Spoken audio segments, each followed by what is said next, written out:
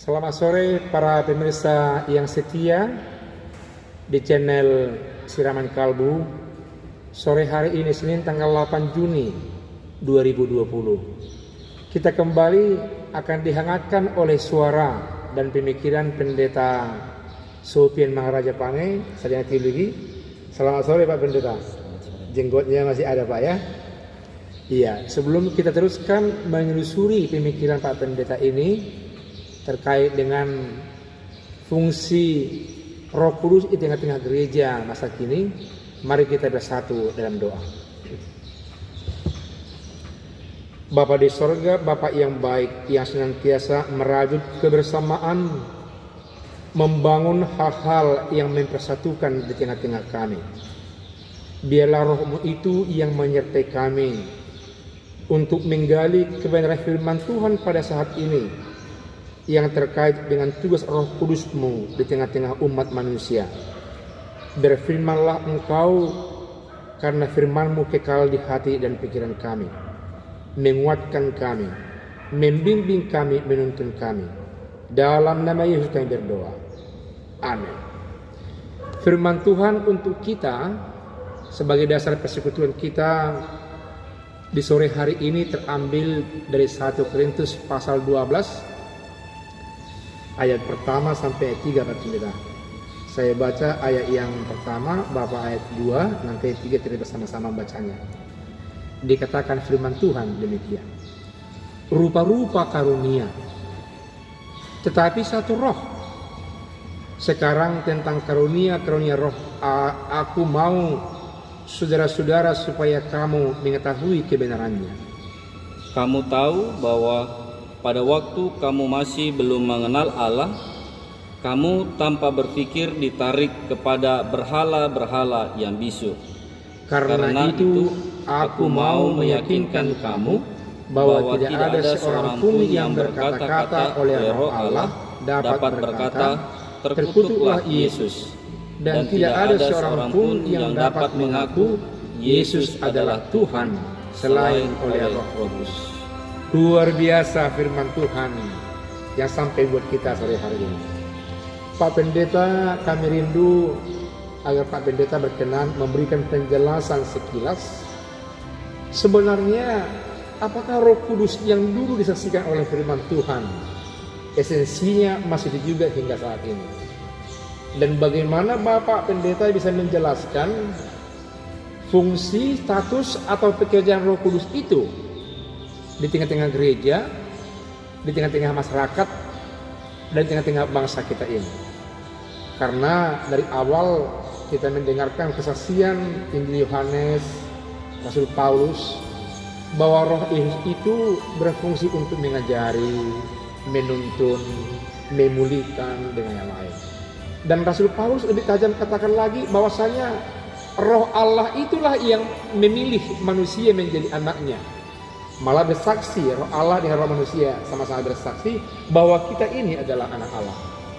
Nah, ini bagaimana sebenarnya kita lihat dalam gereja masa kini? Dipersilakan Pak Pendeta. Ya, terima kasih kepada Aman Pendeta Abimar Paul yang di sore hari ini diperkenankan untuk boleh bersama-sama kita di tempat ini untuk membagikan tentang kebenaran firman Tuhan. Benar sekali bahwa Roh Kudus di minggu akhir pada bulan Mei 2020 kita diingatkan tentang Pentakosta, di mana tema sentral dikatakan adalah roh yang menuntun. Tentu salah satu pekerjaan dan fungsi Roh Kudus yang sangat menonjol adalah menuntun, yang menuntun manusia, yang menuntun setiap orang percaya di masa lalu dan tetap juga menuntun manusia pada masa sekarang. Roh Kudus juga di dalam beberapa pemberitaan firman Tuhan di minggu-minggu sebelumnya mengajar kita, mengarahkan kita untuk melihat bahwa ternyata roh di dalam Roh Kudus bekerja dengan menolong manusia itu, menolong dan memampukan manusia itu melewati segala pergumulan kehidupannya, menolong manusia itu menghadapi segala kesulitan hidupnya. Demikian juga firman Tuhan mengajarkan kita bahwa Roh Kudus itu mengajari dan mengingatkan setiap orang percaya, mengingatkan kita untuk tetap menyatakan bahwa selalu ada Allah yang berada di sekitar kita. Kendatipun kita melewati masa-masa sulit, kendatipun kita melewati pergumulan yang luar biasa di masa-masa, apalagi di masa-masa ketika kita menuju new normal. Firman Tuhan di dalam karya Roh Kudus mengingatkan kita bahwa Roh Kudus mengajari dan Roh Kudus mengingatkan, bahkan menguatkan kita untuk melewati masa-masa itu. Aman. Terkait dengan yang Pak Pendeta katakan, menolong, menuntun, menguatkan, mengajari, tentunya dalam rangka kepada hal-hal yang baik Pak Pendeta ya, yang menuntun kepada persekutuan, kesatuan. Walaupun kita berbeda dalam perspektif berpikir, selera, merek gereja, malah mungkin budaya atau agama pun, tapi Roh Kudus itu menuntun kita kepada satu kesatuan seperti itu. Dan yang berikut tadi dikatakan Pak Pendeta, mengajari untuk hal yang lebih baik. Tadi dikaitkan dengan masa new normal seperti itu. New normal yang menekankan kesadaran yang tinggi. Jadi maksud Pak Pendeta berarti Roh Kudus lah yang menuntun manusia, yang mengajari manusia, mengingatkan manusia berdisiplin tinggi supaya bisa memiliki satu prinsip yang satu langkah yang kuat memutus pandemi ini dengan disiplin yang baik. Dibutuhkan Roh Kudus, dibutuhkan karyanya di situ saat Pak Pendeta ya. Benar. Terima kasih dengan pemikiran yang sederhana tapi sangat teologis sekali. Kalau boleh yang kedua Pak Pendeta, ada banyak orang kurang menyadari bahwa dirinya ini bekerja, berpikir, berkarya seolah-olah merasa kesepian dan hanya dia sendiri. Akhirnya dia mengalami kesulitan dan kepada kefrustrasian. Dan biasanya adik-adikku, remaja, pemuda sering merasakan seperti itu. Merasa diabaikan, disingkirkan, di tengah-tengah keluarga, di keramaian, merasa menyendiri seperti itu. Sebenarnya Pak Pendeta dalam kaitan ini, apakah demikian adanya?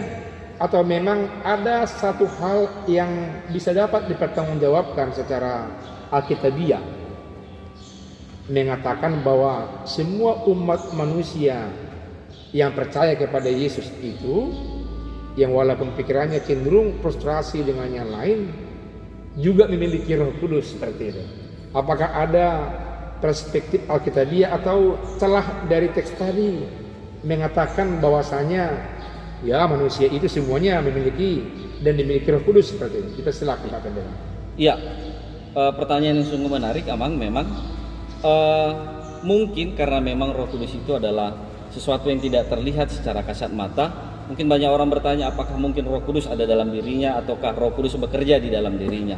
Di dalam pemberitaan firman Tuhan ini, khususnya di ayat 3, jelas sekali dikatakan kepada kita seluruh pemirsa bahwa ternyata Roh Kudus itu bekerja menuntun kita pada satu pemahaman di mana kita mampu mengaku bahwa Yesus adalah Tuhan.